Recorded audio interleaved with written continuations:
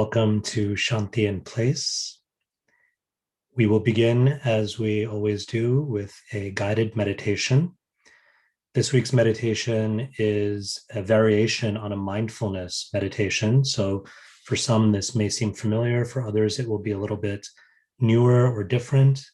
And we invite you to participate to whatever extent you feel comfortable and to whatever extent you feel that the meditation is accessible to you in this moment. Just as there are no two snowflakes that are entirely identical, there are no two meditation experiences that will ever be identical. By its very nature, meditation practice, mindfulness practice, spiritual practice in general is very much an individual, personal experience. And so it's going to look and feel differently for all of us. And I want to invite everyone to embrace that. Allow this time to be whatever it is for you.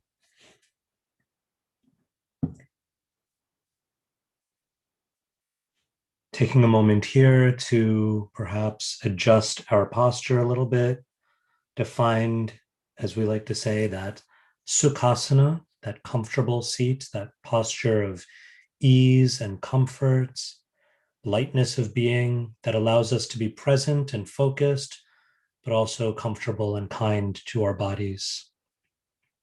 We may need to adjust ourselves a little bit, or perhaps more intentionally make contact with the ground beneath us or with our seat. So let's take a moment or two to do that.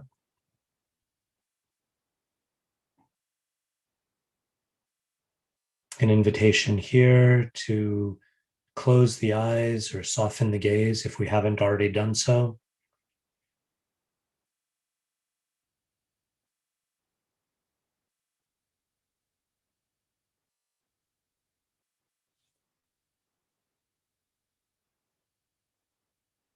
We'll begin the practice with 3 deep breaths together. We'll breathe in, if possible, through the nostrils or softly between the lips.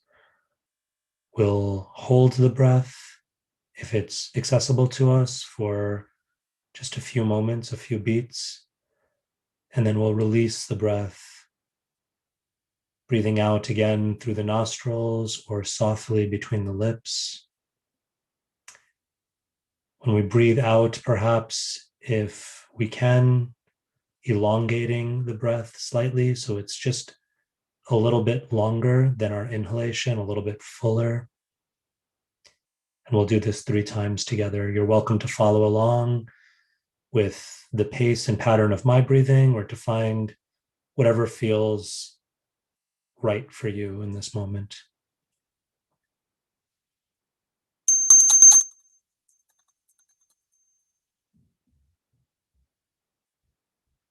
Breathing in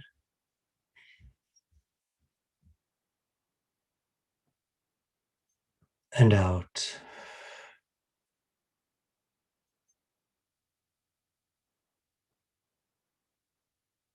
Again, in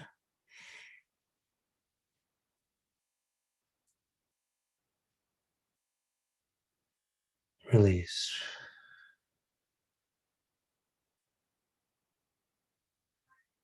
One final deep breath. In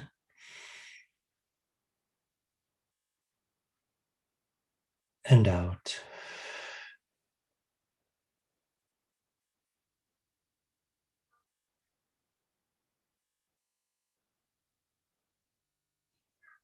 Now allowing our breath to find its own rhythm, its own pace.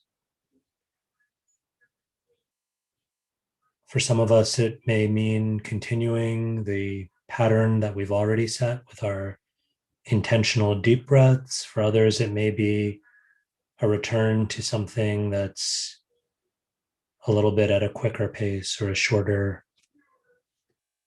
breaths in and out, whatever it is for us.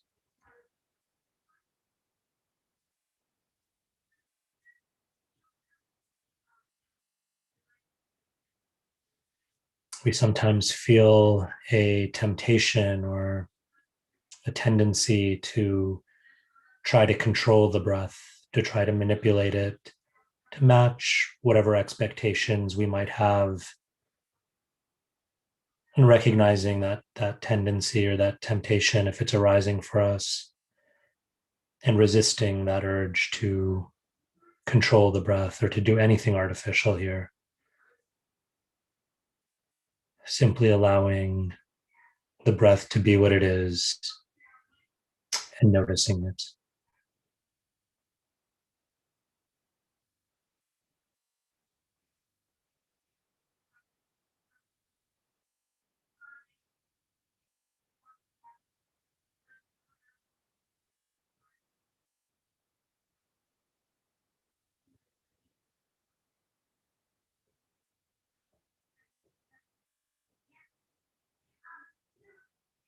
Continuing to breathe at that pace, that flow that is natural, and continuing to notice the breath, to simply observe it.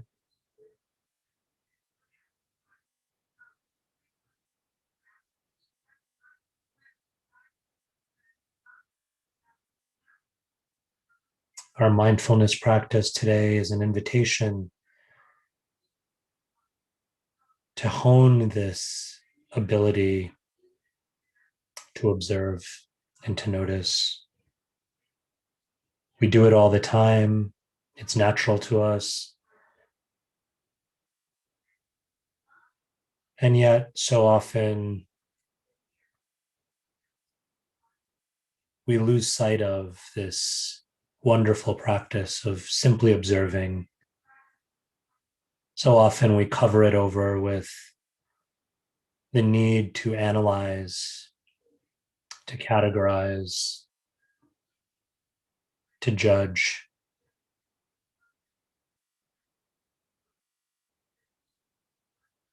We can use meditation practice, mindfulness practice as a way of reconnecting with that very simple act of observing, of noticing.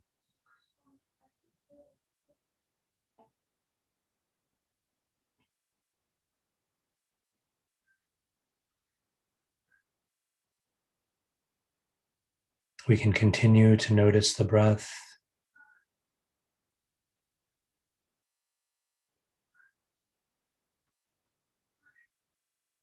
And at the same time, we can turn our awareness, our power of noticing outward to the space that we're in, to the room that we are sitting in,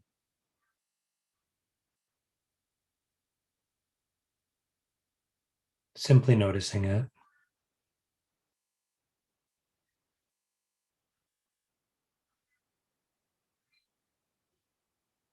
If our eyes are closed, we can notice with just a little bit more intention and focus what is playing before our closed eyes, what flickering of light there may be, or shapes, or even images that may be arising. We experience so much of the world around us through our senses,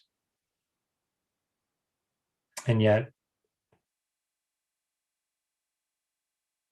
we often don't take the time to observe this interaction of our senses and the world around us.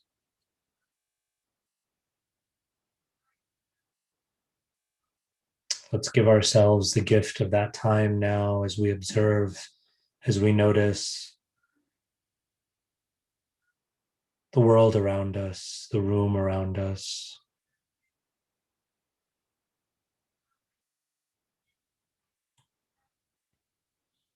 Noticing with intention any sounds that may exist in the space around us.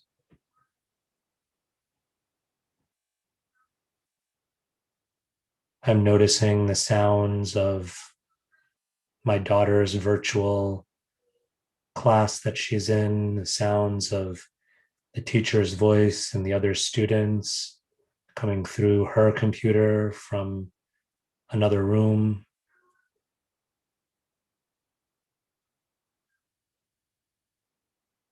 I'm noticing a slight humming that comes from my laptop and from the printer that it's connected to.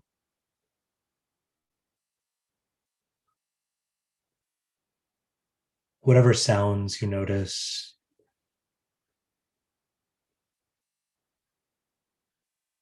even noticing the absence of sound or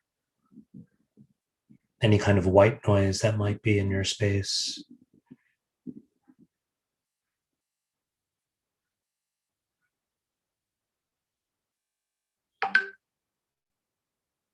We may want to judge those sounds. We may want to control them. Just noticing them and resisting that urge to judge.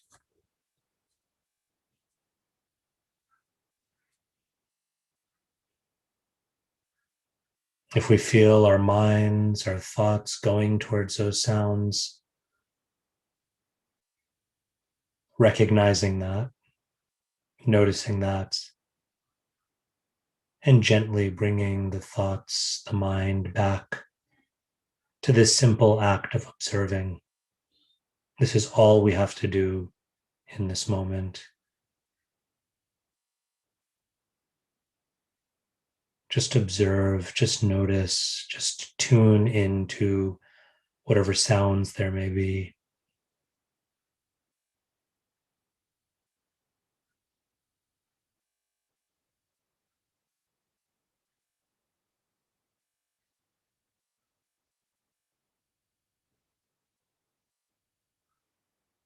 Noticing any scent or fragrance in the air, anything connecting with our sense of smell.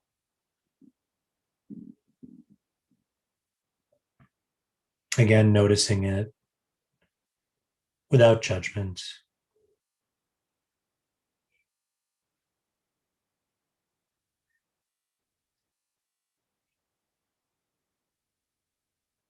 A wonderful way of moving from the space of judgment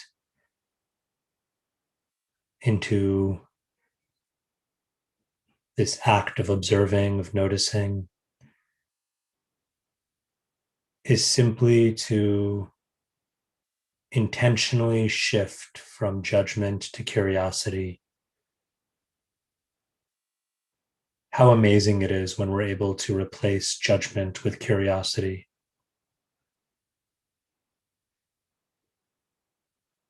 And if it's helpful here, even repeating to ourselves like an affirmation or a mantra, just repeating to ourselves, in this moment, I am curious. In this moment, I am noticing.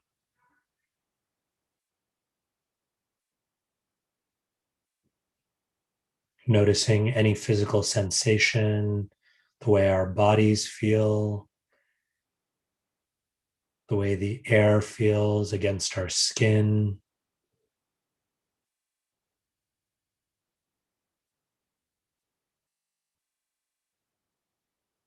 Noticing with intention, with curiosity, any parts of the body, the outer organs, or even the inner organs that may be speaking to us more than others in this moment.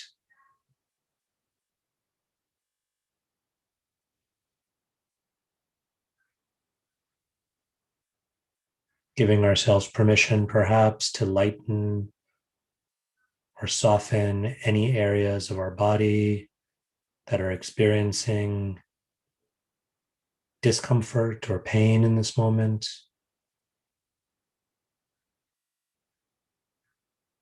but also simply observing the physical sensation, the sensation of touch.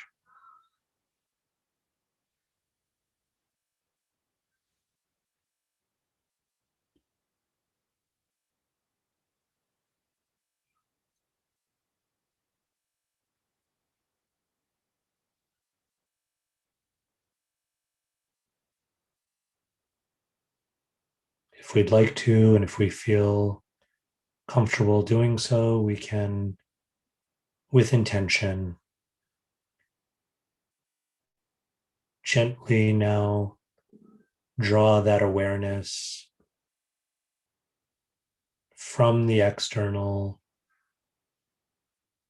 into ourselves. We can draw our awareness from the things and the sensations of the room around us, or our senses and our bodies, towards our minds, our thoughts, our feelings.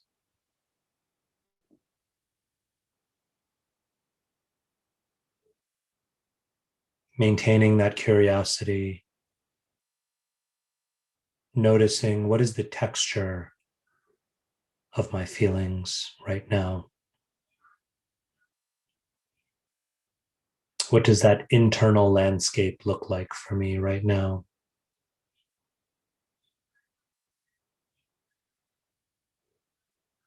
We might experience this in terms of mood, in terms of lightness or heaviness. We might even experience this in terms of a kind of internal weather report. Does it feel cloudy or clear? Does it feel sunny and warm, or does it feel cold?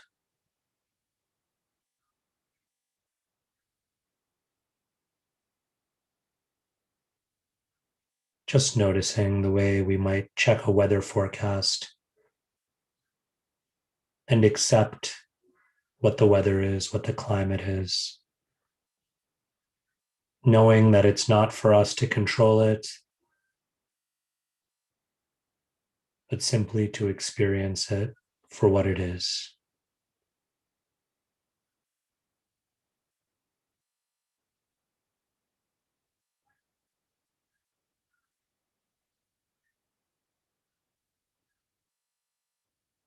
As we bring our meditation to a close,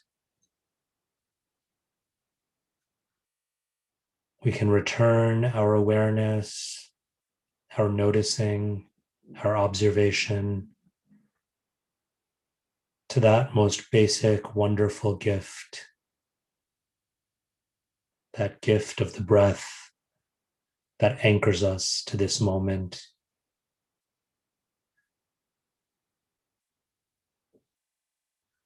Perhaps taking a moment here to express gratitude for this moment, for this ability to simply notice.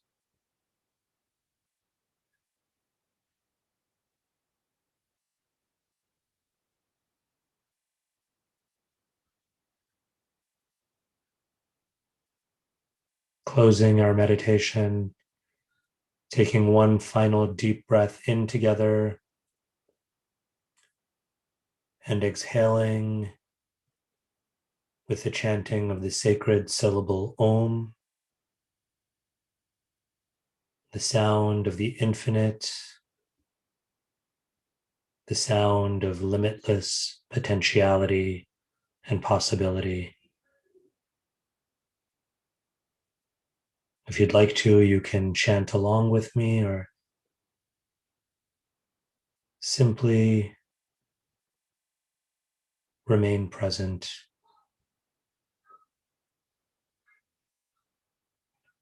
Breathing in deeply through the nose.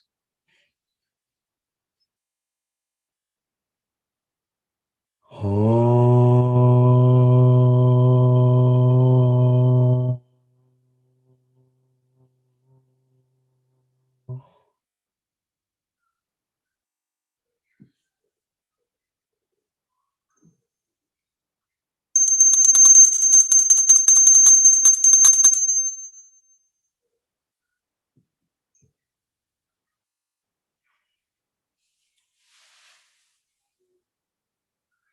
Slowly and gently, we can open the eyes or widen the gaze, returning our awareness, our consciousness, our presence to the room and to our gathering together.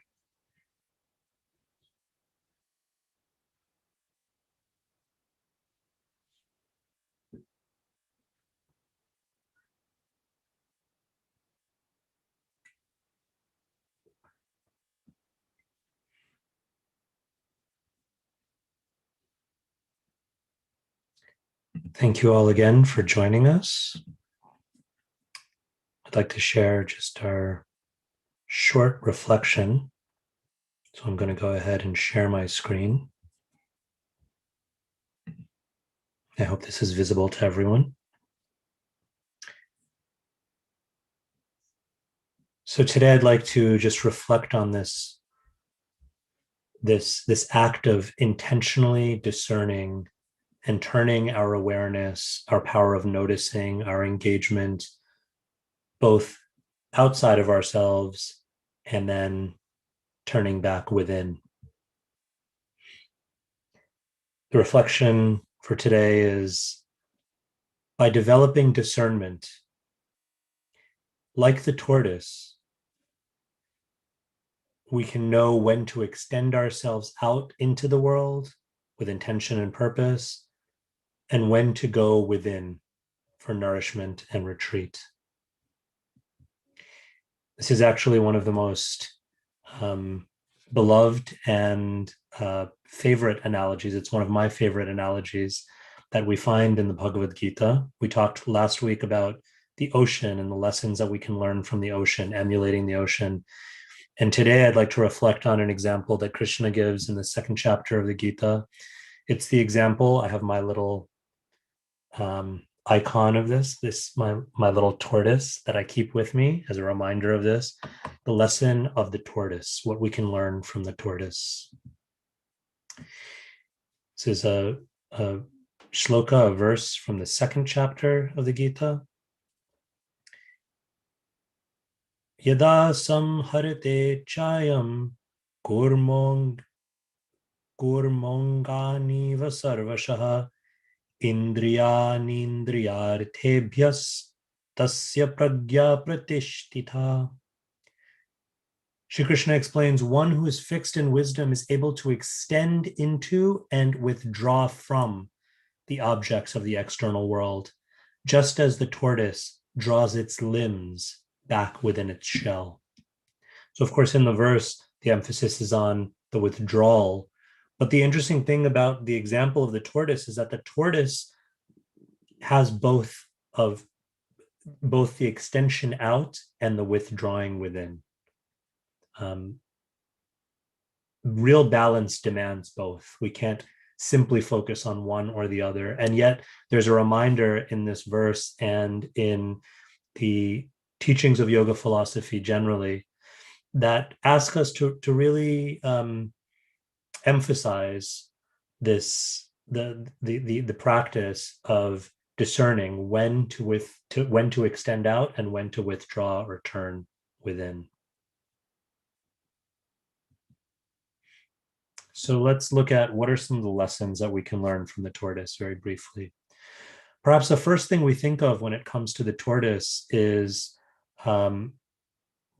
especially in our Western context, we often think of the tortoise as perhaps the example of a very slow creature, right? There's all these stories about the tortoise or the turtle as being incredibly slow.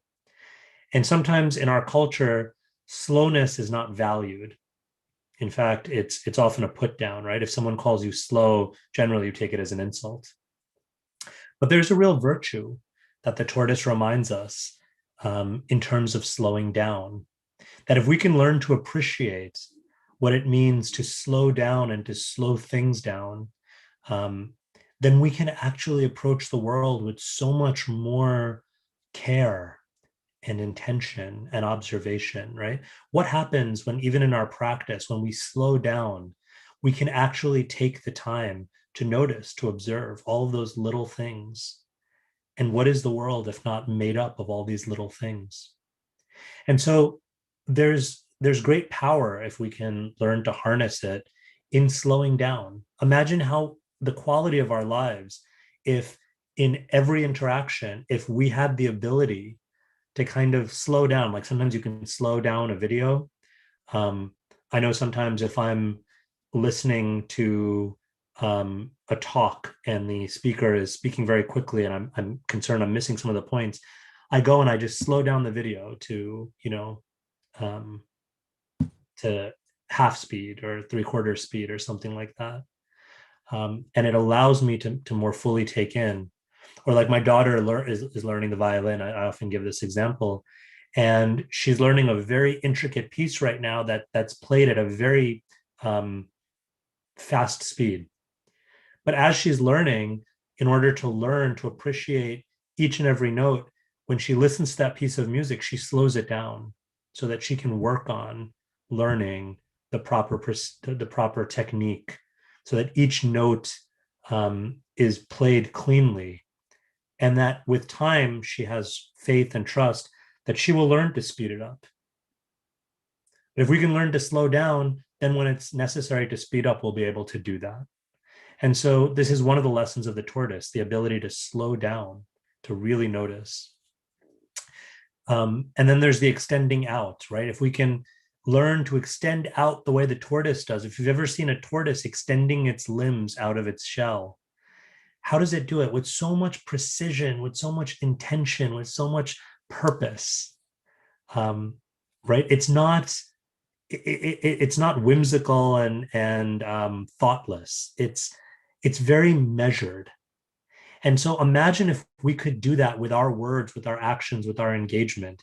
If everything we did when we put something out into the world around us, into our worlds, into our relationships, at home, at work, in whatever context, imagine if we could do that the way a tortoise does, if we could be so intentional and methodical and purpose driven.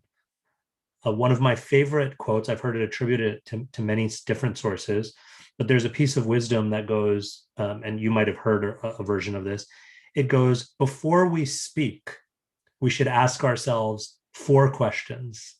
Sometimes the list varies, but the way I've heard it, the version I like is 4 questions. Before we speak, is it kind? Is it necessary? Is it truthful? And is it kind? And again, that's an intentional repetition, because that kindness should frame everything we do, even if something is necessary, even if something is truthful. Is it the kindest act of compassion that I can perform right now? And so asking ourselves that, taking the time to ask ourselves that twice, even, is a beautiful, I think, example of extending out with intention and purpose.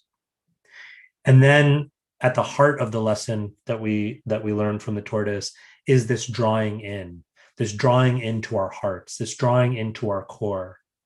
The tortoise, it extends out when it's necessary and it's constructive and it's healthy to do so. But the tortoise also has the discernment and the intelligence to know when and how to go into its shell. And again, in our cultural context, sometimes we think of that in a negative sense. We think of that as a pejorative. Oh, she's in her shell.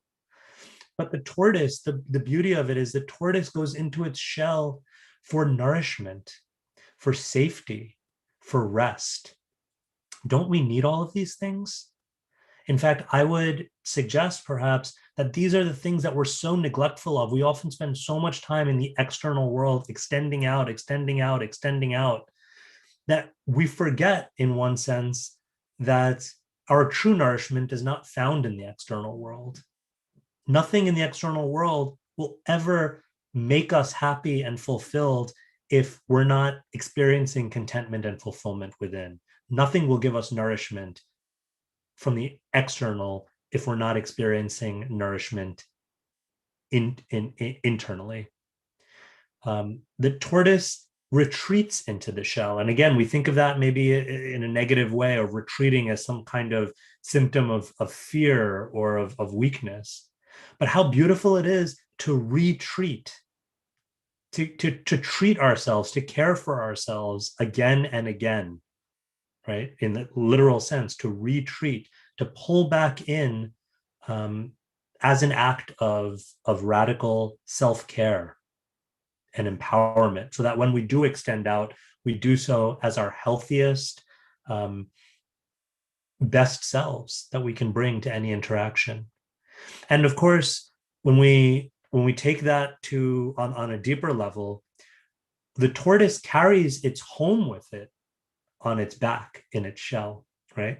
The shell of the tortoise, wherever it is, it can be in a grassy field somewhere, it can be at the side of a road, it can be in a pond, wherever it is, it experiences the external world, but that internal world remains fixed, remains the same, remains a constant, a default, a home base. How amazing if we could develop through our spiritual practice, through our refining of discernment and intentionality, if we could create for ourselves or recognize for ourselves a home base that we could carry with us everywhere we go, into every situation.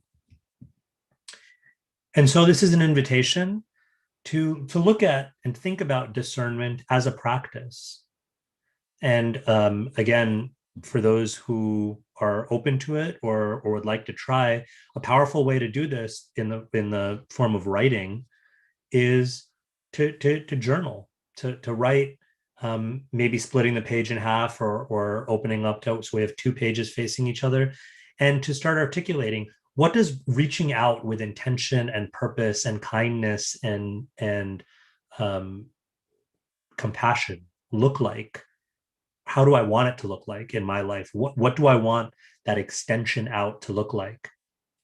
And what do I want my drawing in to look like?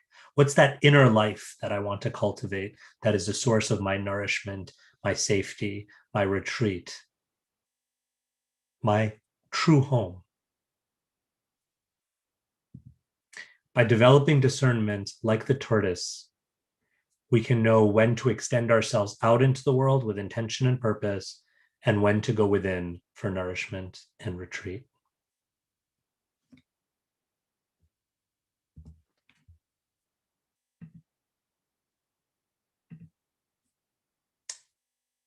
So thank you all so much.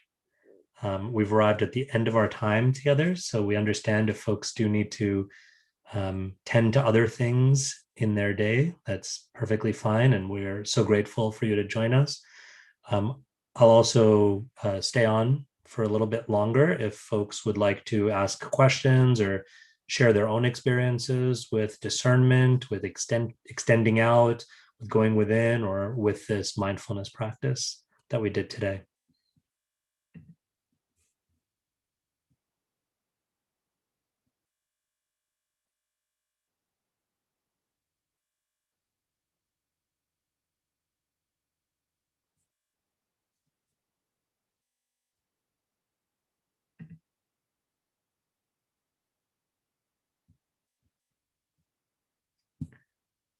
So again, thank you all so much. If there are no questions or shares, we can bring things to a close for now. And again, you're warmly welcome to join us every Tuesday at noon if you're able to, or to catch up on our YouTube channel if you'd like to tune in later. But we are just so grateful to have this and to share this space. And we just, love holding this space for our virtual community. So you're welcome to attend and, to invite friends and family to join us as well. Thank you all so much. Have a wonderful rest of your day and a wonderful rest of your week. Take care.